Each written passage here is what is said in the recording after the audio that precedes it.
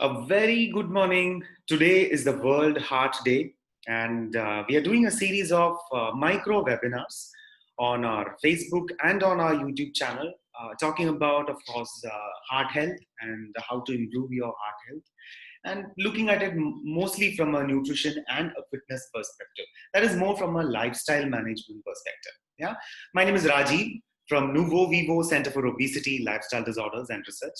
We are an online health and wellness company. We work with our clients anywhere in the globe, make them look younger, reverse their age, and make them help them manage lifestyle disorders such as diabetes, cholesterol, thyroid, PCOD, fatty liver, uric acid, hypertension, etc. So today, because it is a World Heart Day, and I thought today's topic, let's us talk a lot about nutrition, and let's also talk the things which causes hypertension. You know that hypertension is something which is very dangerous for people who are having heart related issues. People who are having high BP, blood pressure, are susceptible to heart diseases. We are also going to talk about cholesterol. That's something that we immediately relate to when we hear about heart ailments or heart diseases. We will also obviously talk about the food modifications or the nutritional aspects of staying a healthy life. So hypertension. So before we start, I hope you guys did calculate your percentage risk of heart disease, which we discussed yesterday. We came up with a score. We came up with a CVD risk score. I hope you have done that already. If not, please do watch day one seminar. It's a short 10-minute video. You would get more information there. All right, so let's straight away delve into the topic. Hypertension, we already briefed about it yesterday. Hypertension is basically when your blood pressure levels are much higher than what it usually should be. We all know a rough range of it is somewhere around 80 to 120, 80 being the diastolic and 120 being the systolic pressure. We also mentioned that heart is a muscle which actually pumps blood. So when the heart is pumping blood, and it works based on a rhythm, right? Look at it this way, some sort of an electric pulses which kind of regulates the rhythm at which the heart beats and hence pumps the blood across different organs and various parts of the body. So when heart is pumping because of one beat, the blood pressure level increases, and that's called the systolic pressure.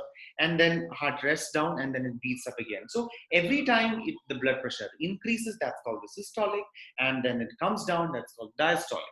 A diastolic systolic number is roughly around 80 is to 120, which is the usually accepted norm for a normal healthy person. And if these numbers are higher, and that's when you have to meet a doctor, and the doctor would suggest some kind of a beta blockers or different classification of the drugs which your doctor would tell you to take. So what causes hypertension? Of course, high stress, lack of sleep causes high BP and BP blood pressure variation. High stressful work environment. So we all know, I don't have to tell you what needs to be done. Take rest, do a little bit of meditation. All these helps. But what all are the food items that causes blood pressure or blood pressure variations? What are the things that one should be avoiding? We all talk about salt. Yes, salt increases blood pressure, and hence it's a good idea to reduce salt intake. But the real villain there is actually sodium. Okay, you know the table salt that we have, a sodium chloride, right? Now the sodium is not just seen only in salt. Sodium is also seen in ample quantity in most of the preserved food and canned food items. So you know why, and why is that? Because see, sodium is a thing which is commonly added as part of preservatives. Most of the food that we buy from outside, and if it is ready to eat food or preserved food, well, we need to make sure that this food is not getting spoiled from bacteria and other microorganisms. So we need to add preservatives to kind of prevent these food getting spoiled. Most of these preservatives are sodium based components such as sodium nitrite, sodium nitrate, sodium sorbate, sodium benzoate, MSG, the Ajinomoto or the monosodium glutamate. All these things are added to increase the shelf life of various food. So most of the food items which contain high sodium are sauces, typically are very high in sodium, especially soybean sauce. Most of the canned food such as canned tuna, canned fish, all these things are high in, most of the condiments, sauces are all high in sodium. What else is high in sodium? The frozen food that we buy, ready to cook food that we buy, so that they are all high in sodium. Fast food is high in sodium, and canned meat or frozen meat is high in sodium, right? So how much sodium should a person have? According to the American Heart Association, a person should not exceed more than 1500 milligrams of sodium in a day.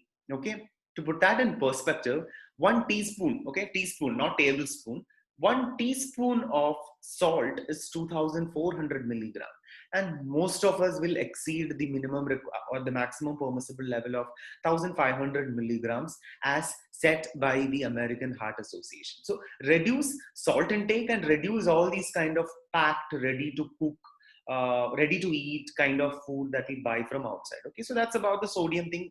Reduce that down. That helps in kind of adjusting, because higher the sodium intake, higher is your blood pressure levels. Okay, and do exercises, do yoga, do something which suits your nerve, do meditation. All these things helps kind of helping with the hypertension. Obviously, exercise and eating healthy has a huge impact in getting that under control. Now that takes us to the topic called cholesterol. Now, when we take a fasting lipid profile, when we give our blood and take this, some of the numbers that we talk about is LDL, or the low density lipoprotein, HDL, or the high density lipoprotein, and triglycerides, right? So these are the numbers that we typically look for. An LDL, or LDL number, which is also known as the bad cholesterol, you need to make sure that it's somewhere lesser than 120 milligram per deciliter.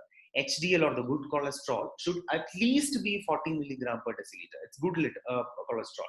So that should be at least more than 40. Triglycerides should be less than 120. These are the generally accepted industry norms for these numbers. Now, what causes cholesterol? Now, most of you might be surprised to know that cholesterol is not just coming from outside food. Cholesterol is actually important for our body, and cholesterol has a lot of functions. For example, vitamin D is actually formed from cholesterol. Many hormones is actually made from cholesterol. Many hormones, especially the sex hormones, etc., are made from cholesterol. So cholesterol is important for the normal functioning of the body, and hence our liver makes these cholesterol. But sometimes this cholesterol is not properly managed in the body, and then when these cholesterol kind of gets stuck between the arteries, causing block, right? Look at it this way: when our sink in our kitchen, when we kind of dump a lot of oily food, and sometimes and this kind of gets stuck in the kind of the corners, the food along with it, especially if it is oily, gets stuck at the corner of these pipe, and it causes block, right? And the water will not flow down. Same way, when the cholesterol levels, which are actually fat, right, and when that kind of gets stuck on the arteries, the blood flow kind of get restricted, and that's how cholesterol creates cardiovascular diseases and heart attack and related things, right? So that's about the cholesterol. The common myth about cholesterol is that only animal fat or animal related meat causes cholesterol, which is wrong. I've seen even pure vegetarians getting high cholesterol levels. So cholesterol can also be formed if you eat sugary drinks, highly processed carbohydrate, if you are on an excess of calories. See, even the healthy food, if you eat more than what your body needs, can cause cholesterol. Okay, triglycerides is nothing but energy which is running in your throughout your blood. I mean, to put it very simply. So excess of calories most of the time coming from excess of carbohydrate. Okay, I'm not saying carbohydrate is bad, but excess of sugary carbohydrate or excess of processed carbohydrate can cause cholesterol levels in the blood. So what all another question which comes to me often is that what oil should we use? I mean, that's a big topic in itself. I can do a 1 hour webinar on the oil itself to kind of explain it and just scrape through the surface. Oil can be basically divided into, or fat, right, can be divided into three major portion types: saturated fat, unsaturated, and trans fat. Okay, trans fat is a villain. Okay, trans fat is again added to food to increase the texture of the food. If you buy that samosa or a puff, you want to get it really flaky and nice and crispy and all that, right? And you also need to make sure that it stays like that without getting spoiled for longer time. So that's why trans fat is added. Trans fat examples are vanaspati, dalda. These are all trans fat. Trans fat is also known as hydrogenated vegetable oil. So I've seen a friend of mine actually looking at the calorie slip of a food that he's trying to buy from a grocery and looks at it and says, oh, this has hydrogenated vegetable oil. So vegetable oil, it's healthy. But don't get fooled by these names. Hydrogenated vegetable oil is highly unhealthy and unhealthy for heart especially. It can immediately increase cholesterol, thereby creating block in arteries. So avoid trans fat. Okay, trans fat is typically seen in most of the reheated oil. So that's why that's why we say don't use reheated oil for cooking. So most of the time, if you're eating from outside, unless you're sure that the food that is cooked in that restaurant or from outside is not made from reheated oil, avoid that. Okay, another thing that you should be also be avoiding will be all those kind of super fatty food which is bought from outside. Emulsifiers such as the one that you see in ice cream, things like that is actually bad, so avoid all that. So that's about the trans fat. It's a strict no.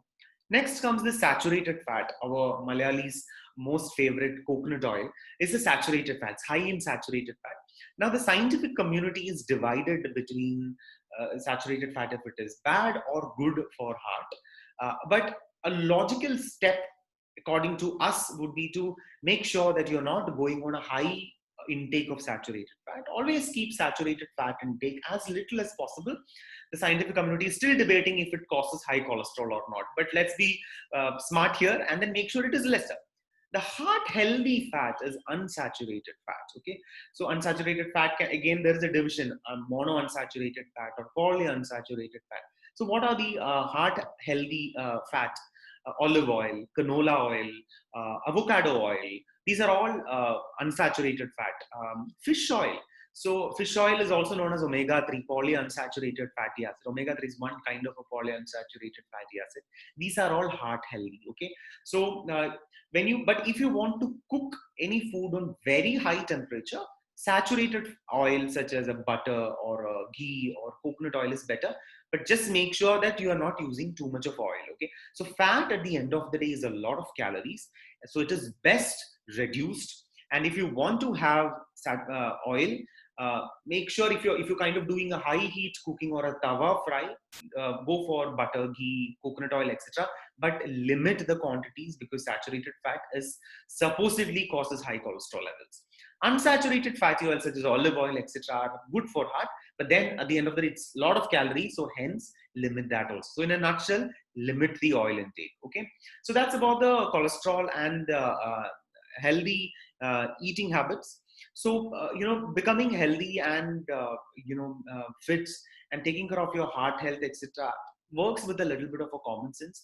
You just need to be sensible about what you're eating, and always get into a habit of looking at the calorie slip of the food, especially if you're buying it from outside and packed food. Look at the amount of the sodium intake, look at the amount of the hydrogenated vegetable oil or the trans fat intake. These minor things together will make a lot of impact, not just for yourself but even for your family, because when you're grocery shopping, you're actually shopping it for your entire family. Yeah, so that's what I want to talk about on the nutrition perspective of becoming healthy, becoming heart healthy.